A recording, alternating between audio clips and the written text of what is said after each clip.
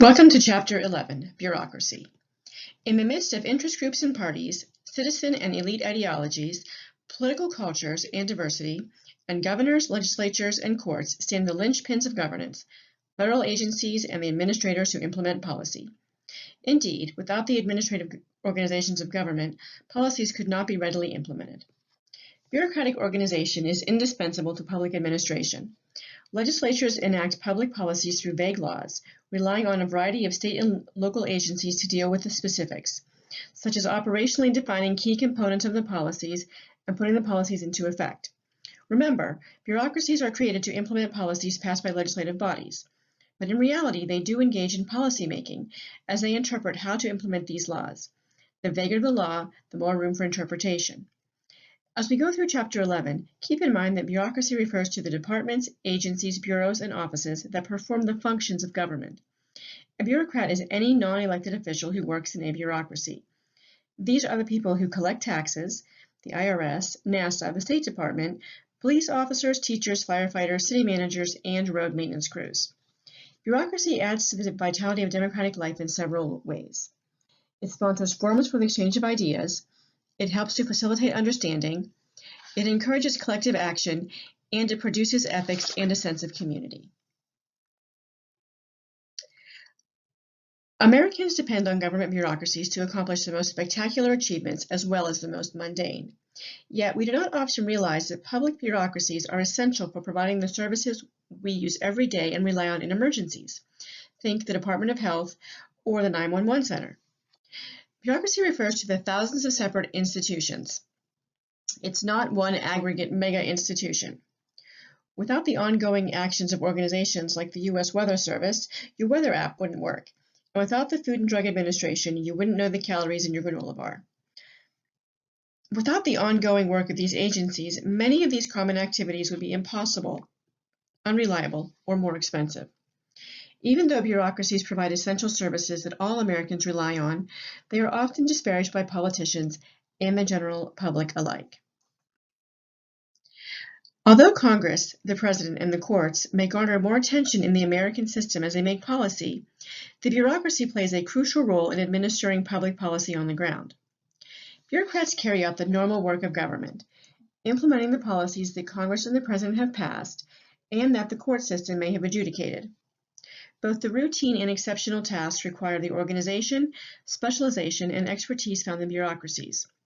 To provide these services, government bureaucracies employ specialists such as meteorologists, doctors, and scientists. Bureaucracy is a means of coordinating the many different parts that must work together to provide useful and necessary services for the American people. Congress is responsible for making the laws, but bureaucrats are responsible for filling in the blanks that are left by broad pieces of legislation. Bureaucrats determine how the law should be implemented. This requires bureaucracies to draw up much more detailed rules that guide the process of implementation. They also play a key role in enforcing the laws. Congress needs a bureaucracy to engage in rulemaking and implementation for several reasons. One of these is that bureaucrats are experts in their fields. They have much more knowledge on specific policy areas than do most members of Congress. The second reason that Congress needs bureaucracy is that because updating legislation can take many years. The last reason that members of Congress often prefer to delegate is that much legislation is very politically sensitive. By allowing the bureaucracy to make the decisions on implementation, Congress is passing on politically difficult decisions to bureaucrats. One of the most important things that government agencies do is to issue rules that provide more detailed and specified indications of what a given congressional policy will actually mean. Once a new law is passed, the agency studies legislation and proposes a set of rules to guide the implementation. These proposed rules are then open for comment by anyone in the public who wishes to weigh in. Once the rules are approved, they are published in the Federal Register and have the force of law. Bureaucrats also enforce laws. In doing so, they exercise considerable power over private actors. Our book uses the example of when the EPA charged Volkswagen with cheating on emissions tests of its diesel vehicles. As part of a settlement with the EPA, Volkswagen agreed to fund several clean air programs and was required to buy back the faulty vehicles and compensate the owners. Bureaucrats are considered to be members of the civil service, and they work under the merit system, which was created by the Civil Service Act of 1883. With this act, the federal government attempted to imitate business by requiring appointees to public service to be qualified for the job to which they were appointed. The goal was to end political appointments under the spoils system, which awarded jobs based on political connections, and to create a system of competitive examinations through which the very best candidates were to be hired for every job. Civil service reform was established to create a professional class of public servants who would not be beholden to a particular president or to a party. The spoils system did not have a great reputation. It has been viewed as corrupt and not in keeping with the efficient administration of government. However, appointing loyalists to executive positions, like the cabinet, can minimize agency loss for a president. The spoils system does have a major impact on the bureaucracy, but the excesses become obvious as constant turnover and underqualified appointees interfere with effective governance. A few other things to note include the Pendleton Act, which made it illegal to require people to pay dues to political parties in order to get a national government job. It also instituted the idea that parts of the bureaucracy are not subject to political appointment and are classified by the skill and education levels required. Most bureaucrats today are civil servants, not political appointees. And civil service reform removed many jobs from the purview of political parties, which contributed to the weakening of parties as organizations. Despite fears of bureaucratic growth getting out of hand, the federal service has hardly grown at all since 1980. Yes, of course, the national government is indeed very large, but it has not been growing any faster than the economy or society. The same is true of the growth pattern of state and local public personnel. Bureaucracy keeps pace with society despite the public's seeming dislike of it. Because the air traffic control towers, the prisons, the social security system, and other essential elements of modern-day society cannot operate without bureaucracy. Cabinet departments are departments within the executive branch that encompass many of the agencies that implement federal policy. They are the operating parts of the bureaucratic whole. A department is the largest subunit of the executive branch, and at the top is the head of the department known as the secretary. Secretaries are appointed by the president and confirmed by the Senate, and they are given the responsibility of leading these departments and providing advice to the president. Examples of cabinet departments are the Department of State, the Department of Treasury, and the Department of Agriculture. Operating agencies form the bureau level. Examples of these are the Forest Service or the Agricultural Research Service.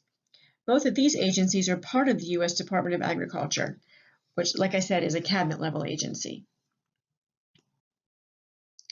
Independent agencies are those agencies that exist outside of the cabinet departments and are run with a larger degree of independence from presidential influence. They are set up by Congress outside of the departmental structure, even though the president appoints and directs the heads of these agencies. Independent agencies usually have broad powers to provide public services that are either too expensive or too important to be left to private initiatives. Examples of the independent agencies include NASA and the Central Intelligence Agency. Government corporations are a third type of government agency, but they are more like a private business in performing and charging for a market service, such as transporting railroad passengers like Amtrak or delivering the mail like the U.S. Postal Service. The fourth type of agency is the Independent Regulatory Commission. These organizations are given broad discretions to make rules. Beginning with the Interstate Commerce Commission in 1887, Congress recognized regulatory agencies as kind of like mini legislatures, whose rules are exactly the same as legislation, but require the kind of expertise and full-time attention that is beyond the capacity of Congress. Again, this is an example of where bureaucrats are expected to have expertise and knowledge that you do not find amongst the general members of Congress. The different agencies in the executive branch can be classified into three main groups based upon the services they provide to the American public. The first category of agencies provides services and products that seek to promote the public welfare. This is one of the most important activities of the federal bureaucracy. Promoting the public good by providing services, building infrastructure, and enacting regulations that are designed to enhance the well-being of the vast majority of citizens is crucial. Departments that have important responsibilities for promoting public well-being include the Department of Housing and Urban Development, known as HUD, Health and Human Services, known as HHS, Veterans Affairs, the VA, Education, and the Department of Labor.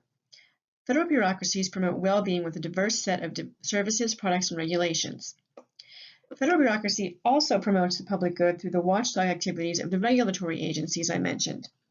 Remember, these are departments, bureaus, and independent agencies whose primary mission is to impose limits, restrictions, or other obligations on the conduct of individuals or companies in the private sector. And remember, rules made by the regulatory agencies have the force of law. You'll remember from previous chapters, we talked about the iron triangle.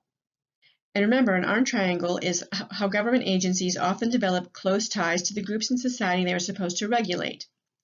It's a stable, cooperative relationship that often develops among a congressional committee, an administrative agency, and one or more interest group. So an example here on the slide is the interest group is Lockheed Martin, who makes airplanes.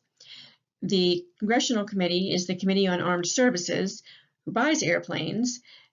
And the bureaucratic agency is the Department of Defense, who determines which airplanes to buy. So these relationships may push policies in a direction favorable to protect particular interests that could be detrimental to the public interest. The iron triangle indicates the relationship that exists between interest groups that represents the private sector that is being regulated by the government, the congressional committee that write the laws to regulate the private sector, and the bureaucratic agencies that implement the laws. It's important to realize that relationships in the iron triangle might lead to biased regulatory decisions. One of the remarkable features of American federalism is that the most vital agencies for providing security to the American people, namely the police, are located in local and state governments. But the agencies vital to maintain national security are located at the national government, and they can be grouped into two categories: agencies to confront threats to internal national security, and agencies to defend American security from external threats. The departments of greatest influence in these two areas are the Department of Homeland Security, the Department of Justice, the Department of Defense, and the Department of State. The Departments of State and Defense occupy center stage in maintaining national security. The State Department's primary mission is diplomacy, and they also staff the U.S. embassies. The Department of Defense provides military forces to deter war and protect the nation. The bureaucracy is also responsible for promoting domestic security. The Department of Homeland Security was created in 2002. It is a result of the high priority placed on domestic security after the terrorist attacks on September 11, 2001. It has the power to detain terrorist suspects and engage in extensive domestic intelligence. It is also responsible for border security, emergency preparedness, and science-related concerns such as biological, chemical, or nuclear threats. Another responsibility of the national government is to maintain a strong national economy. Now keep in mind, in our capitalist economic system, the government does not directly run the economy. Yet there are many federal government activities that are critical to maintaining a strong economy. Among these are the agencies that are responsible for fiscal and monetary policy. Fiscal policy, which is the government's use of taxing monetary and spending powers to manipulate the economy, can refer to any governmental policy having to do with public finance. However, Americans often reserve the word fiscal for taxing and spending policies and use the term monetary for policies having to do with banks, credits, and currency. While the responsibility for making fiscal policy lies with Congress, the administration of fiscal policy occurs primarily in the Treasury Department. The Treasury Department collects taxes, manages the national debt, and prints currency. A key monetary agency is the Federal Reserve System, which is a system of 12 Federal Reserve banks headed by the Federal Reserve Board. It facilitates the exchanges of cash, checks, and credit, regulates member banks, and uses monetary policies to fight inflation and deflation. The Fed is the nickname for the Federal Reserve System. The Fed has authority over the interest rates and lending activities of the nation's most important banks. Revenue agencies are responsible for collecting taxes. Examples include the Bureau of Alcohol, Tobacco, Firearms, and Explosives, which collect taxes on the sales of those particular products. and federal customs agents who oversee the collection of taxes on imports at every U.S. seaport and international airport. But the most important example of revenue agencies is the Internal Revenue Service, which collects income taxes. The IRS is the government agency that Americans love to hate. Taxpayers complain about the IRS's needless complexity, its lack of sensitivity and responsiveness to individual taxpayers, and its overall lack of efficiency. By their very nature, bureaucracies pose challenges to democratic governance. Although they provide the expertise needed to implement the public will, they can also become entrenched organizations that serve their own interests. The task is not to retreat from bureaucracy nor to attack it, but to take advantage of the strengths while making it more accountable to the demands of democratic politics and representative government. The story of the modern presidency can be told largely as a series of responses to the plea for managerial help as the scope of the federal government and presidential power has grown. As we have discussed, the president leads the federal government, which is the largest employer in the country and the largest producer of goods and services in the world. As the CEO of this enormous organization, the president may have goals associated with management, like striving for efficiency and control or shaping policy outcomes. The presidency has been marked by waves of executive branch reorganizations by presidents who seek to exert administrative and political control. President Jimmy Carter had an interest in administrative reform and reorganization. This resulted in his reorganization of the civil service and is recognized as one of the most significant contributions of his presidency. President Bill Clinton was often criticized for the way he managed his administration, like his loose approach to administration, which included all-night brainstorming sessions complete with pizza. Yet he inaugurated one of the most systematic efforts to change the way government does business with his National Performance Review.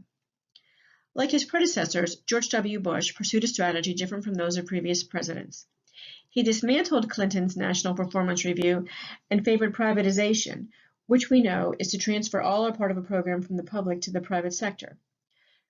Critics contend that the Bush administration's distrust of the bureaucracy led to the exercising of inappropriate political control.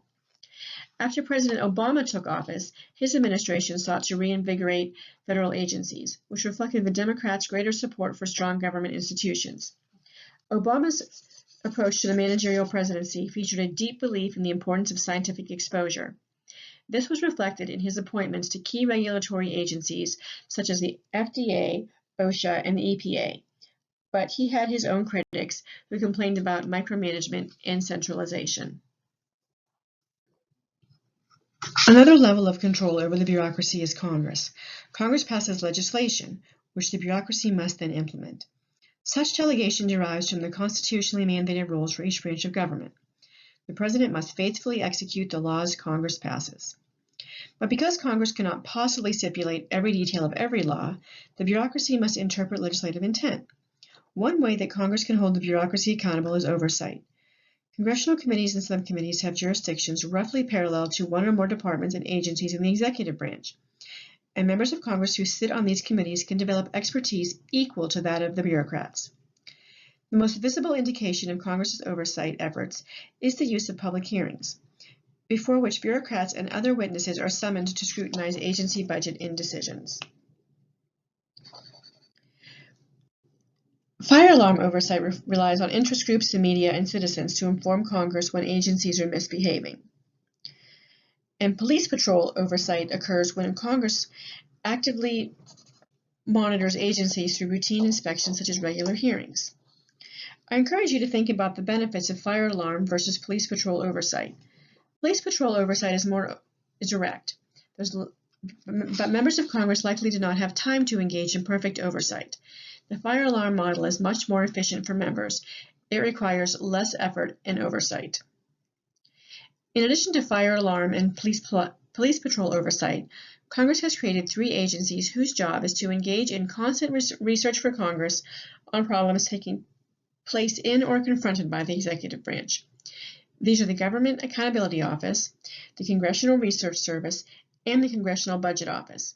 Each of these agencies is designed to give Congress information independent of the information it can get directly from the executive branch through hearings and other communications.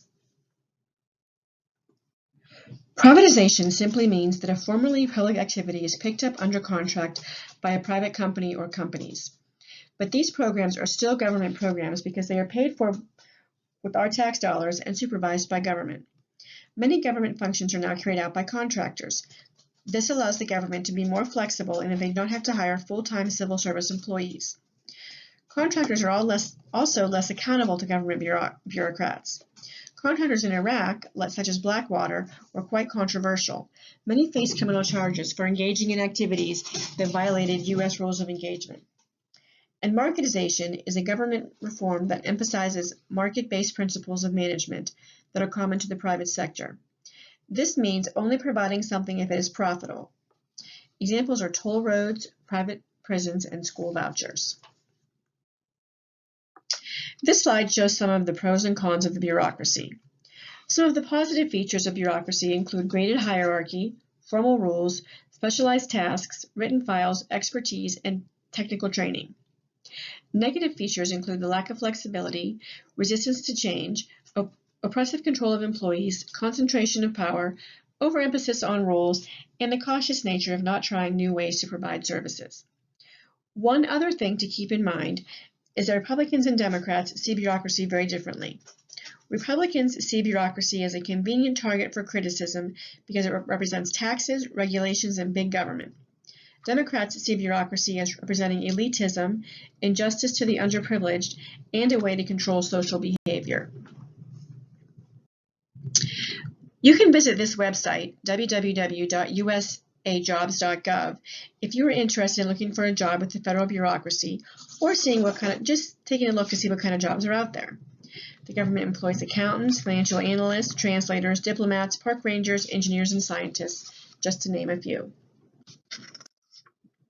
So let's recap what we've learned about bureaucracy.